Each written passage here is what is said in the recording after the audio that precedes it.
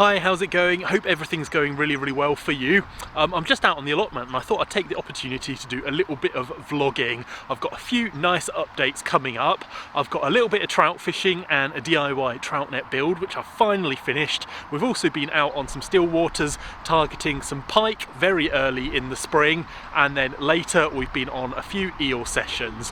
All of that coming up in vlog number 7. So if you follow the channel regularly, you'll know that I was after a large pike from the rivers just before they closed, and that unfortunately I didn't manage to do that. I did, however, receive a very kind invitation to go and fish an absolutely brilliant looking lake for the pike there, and it was an absolutely cracking session. We're fishing some slightly unusual baits to kick things off with, but more of that will come in a future video, so stay tuned for that. But we did manage, I think, about 8 fish between us and some really nice ones. So that was an absolutely brilliant day out. And actually, if you follow the channel closely again, in the last vlog, you might have seen that I was building a trout net ready for the new river season, the new trout season, I should say, kicking off at the moment. Already kicked off, in fact. Anyway, I've now finished the net, but what I'll probably do is drop you back a little bit in time to when I was just making some of the finishing touches. And to that, we have to go back to the shed. Well, net build update. I started again. I thought of a much better way to do this. So I'm already at the gluing stage. So I'm going to crack these clamps off now. It's been set for a couple of days probably. So we'll see if it's held its shape. The problem I had with the last one is partly the way I glued it, and then partly just general design. But yeah, I'm happy with this version. It's much better. Well, on the whole, not too bad. There it is. The way I did it differently was I actually machined 2 bits of wood and glued them on. So the groove that the string is going to run down to secure this net is already there in its channel. So I don't have to worry about trying to route anything like that. There's one section that just hasn't quite glued. So I'm going to stick some wood glue in that now. We're going to reclamp this and we'll come back tomorrow and see if that's all set. So I'm back out in the shed today looking at this net. I've just taken the clamps off that one side where I needed to touch up the glue. The joint hadn't quite set properly, and I've just glued the handle onto the main frame of the net. So fingers crossed that will set really nice and securely. I'm still debating whether I should put some little screws or pins, or maybe just drill some holes and put some little dowels through there to try and hold that on really nicely before I then get into sanding it all down, filling any little cracks and gaps, and thinking about possibly finishing it. Not too far away now, so I'm really looking forward to that. So we've progressed the net build quite nicely. I've shaped down where the frame joins the handle. We've shaped the handle. I've given a nice fill to any cracks in the net frame, and I've actually just marked up all of my positions where the holes that secure the net onto this frame are going to go. So I'm going to drill those, and then we're going to have a crack at painting the net frame. I'm going to try and mask off the handle to keep that natural wood if I can, and then yeah, we'll find some colours out. Black, blue up there I think maybe, and orange. Let's maybe not do the orange, that's a colour I generally use for my floats, so it's very bright and probably won't go with this net. So I think we're just about there. I've taped this handle off, I've added a wire loop on so I can hang it up to dry afterwards, and I can handle it as little as possible. We're going to base coat in a black and then finish off with a blue. Fingers crossed this will work. So over the past few days I've been painting and then waiting for the net to dry, and then I cracked open some yacht varnish I had and I've given it a good 3 coats of yacht varnish. Hey, if it's good enough for boats, it's probably good enough for a net.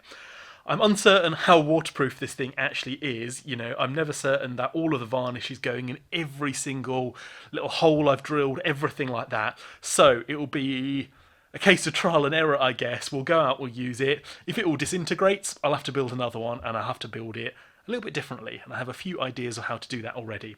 Anyway, I then strung up the net, so the net is all suspended now, and there we go. We have a trout net. Reasonably happy with it overall. It looks pretty nice, it feels nice. All we have to do now is get out and catch a trout with it. Unfortunately, this net wasn't ready when I headed out for the first session of this season. I just had a couple of hours down on a local river whilst I was on a bit of a day out. I just took some little lures, had a few casts in some likely looking spots, and we managed to bag our first brown trout of this season, so we're off the mark already. Over the next coming weeks and indeed months, I'll be out, probably with the fly rods, looking for more brown trout from more remote locations, and my new net will definitely be coming along with me, ready to slip under any fish that I manage to hook. And just before we move on from trout fishing, I've had a special request just to run through the spinning gear that I use for trout fishing, or the ultralight lure gear. And obviously for this we have to drop back to the house so I can get all the tackle out and show it to you. In terms of all the tackle and rods and everything like that I use, I generally opt for this one, which is 180 centimetres long, I think, 180 centimetres long, and it casts 2 to 10 grams, so quite a light casting weight there. I've got this rod paired up with a little 1000 size reel, and the reel is loaded up with some 7-pound fluorocarbon straight through, and that goes all the way down to a little clip that I've tied on there to make changing lures much easier. And this is actually the rod I opt to fish 90% of the time, probably. The fluorocarbon is great because sometimes trout can be a little bit funny about things going over their head. Obviously when they're sitting on the bottom of the river looking up, waiting to come up and feed, if they see a line or something go over the top of their head, it can spook them sometimes. So most of the time I'm not casting massive distances. I like to fish small little rivers where you're just doing little flicks, things like that, and this rod is absolutely perfect. Occasionally I do step things up a little bit, and I fish this rod, which is a bit longer. It's 198 centimetres. It casts, what does it cast? 1 to 7 grams, so a lighter casting weight, but a longer overall rod. And I generally use this on bigger rivers where I need to cast more distance. This is also paired up with a larger size reel. So this is a 3000 size reel on this rod, but it's probably a little bit big. I'd probably go for a 2500, something like that if I could. But it's just a reel I've got lying around, so I'm going to use it.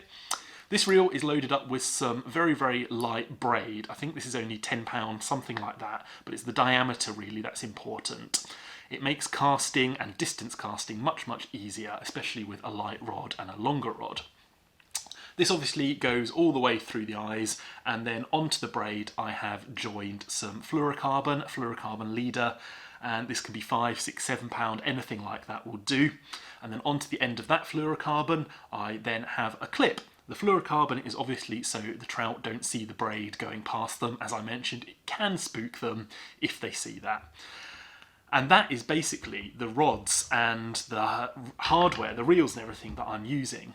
In addition to that, I also have a couple of boxes of lures. So I've got 2 boxes here, and one has floating baits and the other has sinking baits, and a few spinners and spoons, things like that. So depending on if I think the fish are up in the water or down, I can take a lure from either of those boxes. I also have a box of just jig heads and small like grubs. On the right day and the right conditions, soft baits can be absolutely devastating for trout, so it's definitely worth just carrying a few of those with you as well. And that's pretty much my trout fishing setup. The beauty of lure fishing is you don't need very much kit. You can travel really light and be really mobile. The other thing that I should mention is with a lot of these lures, the ones I fish very often, I'm in the process of switching over the treble hooks for singles. It's all about fish welfare at the end of the day, and it just makes unhooking so much easier. Sometimes if you're fishing a treble, it can get in the net, it can get in the lips, you can almost shut the mouth of the fish closed. So this just makes it a lot easier, and obviously we're all about fish welfare at the end of the day. Anyway, back over to the allotment for some more updates. So while the majority of my fishing will probably be for trout on the rivers, I just enjoy river fishing a lot more, I have put in a couple of sessions on some still waters going after some eels. Now, a good sized eel is definitely a target for the close season, so I've got a couple of months to try and make that happen. So far, I've only blanked in 2 sessions, but I know big eels can be very wily and hard to catch. So I am not disappointed with that at all. We're going to keep heading out, keep getting the baits out, keep fishing lakes where I think there's a really good potential. The other thing is I have absolutely no idea if any of these lakes actually hold eel or not. I'm just supposing and going off venues that look really, really good.